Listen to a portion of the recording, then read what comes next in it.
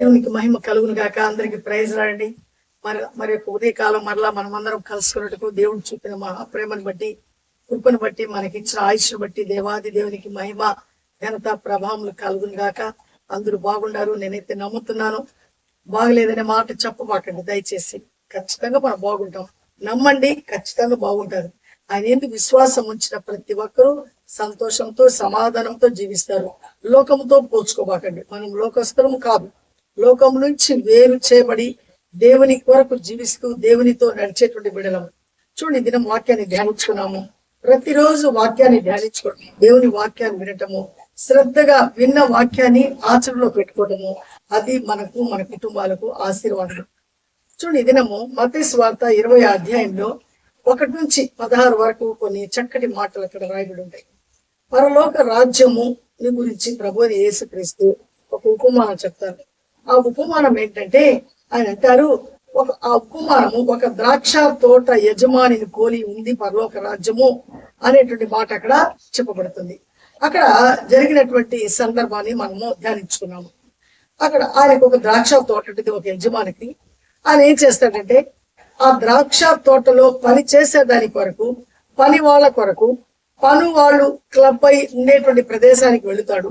వెళ్ళి చెప్తాడు, ఈ విధంగా నాకు ఒక తోట ఉంది, నా తోటలో పని చేసేదానికి మిమ్మల్ని నేను పనిలో పెట్టుకోవాలనుకుంటున్నాను. ఇష్టమైన వారు వస్తే, ఇదిగో ఈ యొక్క ఉదయకాలం 8 గంటల నుంచి సాయంకాలం 5 గంటల వరకు నా యొక్క తోటలో కనుక మీరు పని చేస్తే మీకు నేను ఇంత ఇస్తాను అమౌంట్ అని వాళ్ళతో వడంబడిక చేసుకుంటాను. అంటే మీకు, అంటే ఈ రోజు మీరు నా దగ్గరకు వచ్చి 8 గంటలు పని చేస్తే మీకు నేను ఇంత ఇస్తాను, ఒక దేనారు ఇస్తాను అని ఆయన ఒక వడంబడిక చేసుకుంటాడు. దానికి వాళ్ళు ఇష్టపడి కొంతమంది పనిలోకి వచ్చేస్తారు. అంటే 8 గంటల టైంలో కొంతమంది ఆ యొక్క తోటలో అపాయింట్ అవుతారు. మరలా ఆయన ఒక 10 o'clock ఆ టైంలో మరలా వస్తాడు. మరలా అక్కడ కొంతమంది ఉంటారు. అప్పుడు వాళ్ళని కూడా పిలుస్తారు, ఇదిగో నాకు ఒక తోట ఉంది, మీరు వచ్చి నా తోటలో పని చేస్తే మీకు నేను ఇస్తాను, మీకు పని చేసినందుకు డబ్బులు ఇస్తాను అంటాడు. అక్కడ వాళ్ళతో ఏ ఒడంబడిక చేయడు, పని చేయని మీకు డబ్బులు ఇస్తానంటాడు.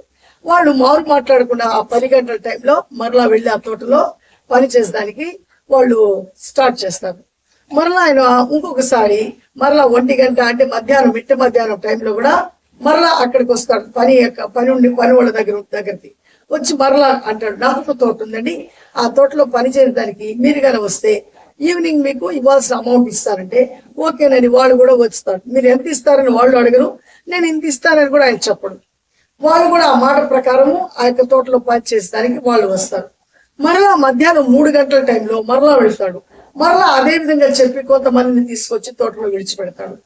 సాయంకాలం 5 గంటలు, ఇంకా 1 hour పని అయిపోయే ముందు 4 గంటల టైంలో కూడా మరలా వెళ్ళినప్పుడు మరలా కొంతమంది అక్కడికి పని చేసేదానికి వస్తారు. అంటే టైమ్స్ చూడండి, ఉదయాన్నే 8 గంటలకు వచ్చారు, 10 గంటలకు వచ్చారు, మధ్యాహ్నం వచ్చారు 1 గంటకు, 3 గంటలకు వచ్చారు, 4 గంటలకు వచ్చారు. అంటే పని ఇంకా 1 hour అయిపోతుంది అనే టైంలో కూడా పని వాళ్ళు వచ్చారు.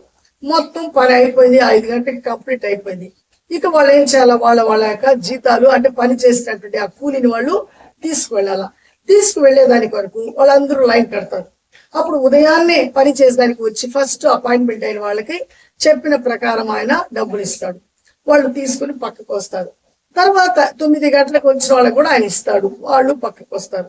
ఈ విధంగా ఒక్కొక్కరు వస్తున్నారు, తీసుకెళ్తున్నారు, వెళ్తున్నారు. కానీ లాస్ట్ 4 గంటల టైంలో ఇంకో 1 hour ఉందన్న వాడు కూడా అదే అమౌంట్, అంటే 1 దేనారే తీసుకుని బయటకు వస్తాడు. అప్పుడు మొదట 8 గంటలకు అపాయింట్ అయిన వాడు అనుకుంటాడు, నేను ఉదయం నుంచి పని చేశాను కదా, నాకు ఎక్కువ ఏమైనా వస్తుందేమో అని ఆశపడతాడు. ఆశపడి ఏం చేస్తాడు, మళ్ళా యజమాని అడుగుతాడు, ఏమయ్యా నువ్వు ఇందాక వచ్చినోడు కూడా ఇదే ఇచ్చావు, నేను మార్నింగ్ నుంచి పని చేస్తున్నాను, నాకు కూడా ఇలాగే ఇస్తున్నావు అని. అప్పుడు అంటాడు, నా స్నేహితుడా, నీతో నేను ఏ మాట అయితే చెప్పాను ఆ మాట ప్రకారము నీకు నేను తక్కువ చేయలేదు కదా. 8 గంటలకు నువ్వు వస్తున్నావు, సాయంకాలం 5 దాకా పని చేస్తే నీకు నేను 1 దేనారు ఇస్తానని మాట ఇచ్చాను, ఆ మాట ప్రకారం నేను ఇచ్చాను. నేనేమన్నా తక్కువ చేశానా? నీకెంత చెప్పానో అంత ఇచ్చాను.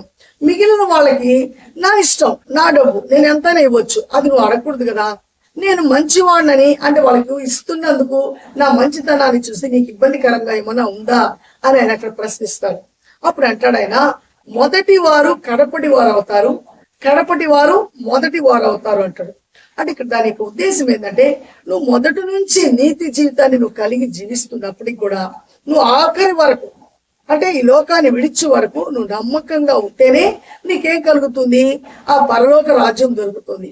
ఆఖరి చిన్న అంటే లోకం అంతా అనుభవించేసి లాస్ట్ గడిలో చనిపోయే ముందు మనిషికి మారు మనసు రావటము, మరలా దేవుని వైపు తిరిగితే మరలా దేవుడు వాళ్ళకు కూడా ఏం చేస్తాడంటే ఆయన క్షమించేవాడు కాబట్టి మరలా వాళ్ళకు కూడా పరలోకాన్ని అలాట్ చేసినప్పుడు మొదటి వాడు బాధపడుతున్నాడు ఏమని, నేను మొదటి నుంచి ఉన్నా కూడా నాకు వీడికి ఈక్వల్ గానే ఇస్తున్నావా అన్నట్టు ఫీలింగ్ వస్తుంది. అంటే అక్కడ తప్పిపోయిన కుమారుడు చూస్తాం మనము లూకాసు వార్త 15వ అధ్యాయంలో. ఆయన తిరిగి వస్తే ఆయన కొరకు విందు జరుగుతుంది. అంటే పాడైపోయి తిరిగి వచ్చిన వాడికి విందు జరుగుతుంది. మంచోడగా ఉండేటువంటి అన్న అంటాడు, నేను నీతో ఉన్నాను కదా డాడీ, ఒక్క రోజు కూడా నా స్నేహితులు పిలిచి విందు చేసుకోమని ఏ రోజైనా సరే నా కొరకు ఒక్క గొర్రెనైనా ఇచ్చారా, నా కొరకు ఇలాంటి ఫంక్షన్ ఏమైనా చేశారా అన్నప్పుడు తండ్రి అంటాడు, నాన్న రోజు నువ్వు నాతో ఉన్నావు, అంటే నేను రోజు ఆనందాన్ని పొందుకుంటున్నాను, నా ఆనందంతో నువ్వు కూడా ఆనందంలో ఉంటున్నావు. కానీ ఈ నా కుమారుడు తిరిగి బ్రతికి వచ్చినటువంటి కుమారుడు ఆనందాన్ని పోగొట్టుకున్నాడు. దినదినము మరణాన్ని రుచి చూశాడు. కానీ ఎట్టకేలకు ఆ మరణం నుంచి తప్పించబడి మరలా వచ్చినందుకు, అంటే ఆ నరకానికి పోకుండా తప్పించబడినందుకు అతని కొరకు విందు జరుగుతుంది. నువ్వు నా విందులో రోజు ఉంటున్నావు కదా అనేటువంటి మాట అనతో అంటాడనమాట. కాబట్టి ఇక్కడ మొదటి నుంచి ఉంటే ఆ రోజును, అంటే ఏ రోజు నుంచి నీతి స్టార్ట్ చేసావో అది నీకు ఆనందకరమే. అంతేగాని లాస్ట్ లో అంత పాపాలు చేసి ఈ రోజు వచ్చేవాళ్ళు నీతి మంతులు అయిపోయి ఈ రోజు భక్తులు అయిపోయారని మనం అనకూడదు. ఆ రోజు వాళ్ళు వచ్చినందుకు ప్రభు ఏ రకంగా వాళ్ళని చూసి సంతోషపడుతున్నాడు, మనము అలాంటి సంతోషానికి మనము కూడా పాలిభాగస్తులు అయినప్పుడు అప్పుడు పరలోకంలో గొప్ప ఆనందం కలుగుతుంది. కాబట్టి ఒక పాపిని ఆయన క్షమించేదానికి ఎప్పుడు సిద్ధ మనసు కలిగినప్పుడు ఆయన క్షమించి పరలోకం ఇచ్చే ఆయన మనకు ఉండగా మనం ఎందుకు ఫీల్ అవ్వాలా? మనము కూడా ఆయనతో పాటు ఆనందంలో మనము కూడా పాత్రలు అయినప్పుడే ఆ ఆనందం మనము సొంతం చేసుకుంటాం. కాబట్టి ఇక్కడ మొదటి వచ్చిన వాడికి ఒకే జీతం దొరికింది, లాస్ట్ క్షణాల్లో వచ్చిన వాడికి కూడా ఒకే జీతం దొరికింది. అంటే దేవుడు పక్షపాతి కానే కాడు. మొదటి వాడితో ఒడంబడిక జరిగింది.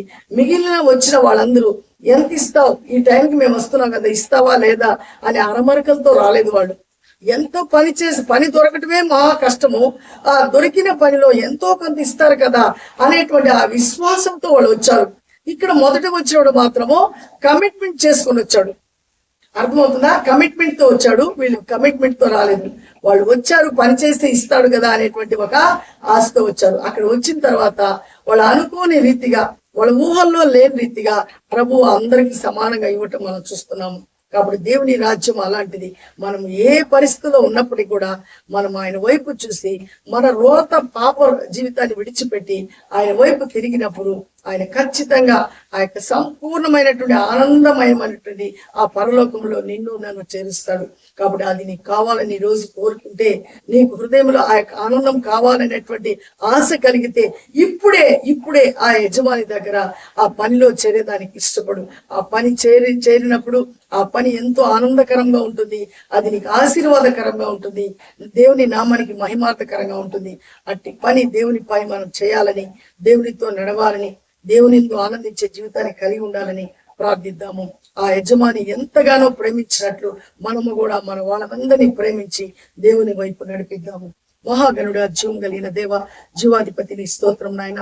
నీ మహాకృపలో, అద్భుతమైన ప్రేమలో ఈ మత్తయి సువార్త 20వ అధ్యాయంలో ప్రభా, ఇదిగో తండ్రి, పరలోక రాజ్యము ఒక ద్రాక్ష తోట యజమానిని పోలి ఉందని మీరు చెప్పిన ప్రకారం నాయన, ఇదిగో తండ్రి, మీరు మాట ఇచ్చినట్లు ప్రభా, మొదట నుంచి పనిచేసిన వాడికి జీతం కరెక్ట్ గా ఇచ్చారు. తర్వాత వచ్చిన వాళ్ళకి కూడా ప్రభా అదే జీతం ఇచ్చినప్పుడు ఆ మొదటి వాడు ఫీల్ అవుతుంటే అంటాడు, స్నేహితుడా నీకు ఎంత చెప్పానో అంత ఇచ్చాను కదా, ఏమైనా నేను తగ్గించానా అని మీరు ఖచ్చితమైన మాట అడుగుతున్నారు. కానీ ప్రభా మిగిలిన వాళ్ళైతే ఏ మాట అడగకుండా ఇచ్చింది తీసుకున్నట్టు వాళ్ళు ఎంతగానో ప్రభా మీ వైపు చూసి చూశారు కాబట్టే ప్రభా గొప్ప కృపను వారు పొందుకున్నారు. దేవా మీకు స్తోత్రం. అనుదినం మీతో నడుస్తున్నటువంటి ప్రతి బిడ్డను ప్రతి కుటుంబాన్ని దర్శించండి. ప్రతి ఒక్కరికి మీ మీద ఆశను పుట్టించండి. లోకములో ఆశ కలిగితే కొట్టుకొని పోతాం నాయన. నీ యందు ఎవరైతే ఆశ కలిగి జీవిస్తారో గొప్పగా ఆనందంతో జీవిస్తారు నాయన. నీ మీద ఆయా అనుకునేటువంటి జీవితము, నీ మీద ఆశ పెట్టుకునే జీవితము, నీ కొరకు జీవించేటువంటి జీవితం ప్రతి ఒక్కరికి అనుగ్రహించమని ఈ ఉదయకాలం బ్రతిమాలుకుంటున్నాం నాయన. ఏమాత్రం అరమరికి లేకుండా పరిపూర్ణమైన విశ్వాసంతో మిమ్మల్ని వెంబడించటకు, మీ యందు ఆనందించటకు కృపను అనుగ్రహించి ప్రతి కుటుంబాన్ని ప్రతి ఒక్క వ్యక్తిగత జీవితాన్ని దీవించి ఆశీర్వదించి వాళ్ళ అవసరతలు అక్కర్లు తీర్చి ఏ కుటుంబంలో ఏ రోదన ఏ బాధ ఏ దుఃఖం ఉందో మీరు జ్ఞాపకం చేసుకొని వారి దుఃఖ దినములని సమాప్తం చేసి సంతోషకరమైన స్థితిని ధైర్యం కలిగినటువంటి ఆత్మతో మిమ్మల్ని వెంబడించటకు ప్రతి కుటుంబాన్ని ఆస్వాదించి మీరే మహింపరచబడమని మరలా మీ చిత్తమైతే నాయన మేమందరం కలుసుకునే పర్యంతరము మీ కృపాక్షేమములు మా అందరికి తోడుగా ఉంచమని యేసయ్య పరిశుద్ధ నామములు అడిగి బ్రతిమాలు వేడుకుంటున్నాను నా పరమ తండ్రి. ఆమేన్. అందరికీ ప్రైజ్ లాడండి. దేవుడు మనకు తోడే ఉండును గాక. ఖచ్చితంగా దేవుని యందు నమ్మిక ఉంచండి. దేవుని కొరకు జీవించేదానికి మీరు ఆశ కలిగి ఉండండి. ఆశ కలిగిన ప్రాణంలో దేవుడు తృప్తిపరుస్తాడు. దేన్ని గురించి చింతపడద్దు. ఆయన యందు మాత్రమే లక్ష్యం ఉంచండి. ఆయన యందు లక్ష్యం ఉంచితే గొప్ప ఆనందాన్ని మనం పొందుకుంటాము. షేర్ చేయండి, లైక్ చేయండి, సబ్స్క్రైబ్ చేయండి. మన ఛానల్ అనేకులకు తెలియచేయండి. దేవుని కొరకు జీవితాము. మరలా ఆయన కొరకే అనేకులను పురిగొలిపి దేవుని వైపు నడిపిద్దాము. మరలా మనం కలుసుకునే పర్యంతరము ఆయన కృపాక్షేమములు మనందరికీ తోడుగా ఉండును గాక. షాలోమ్.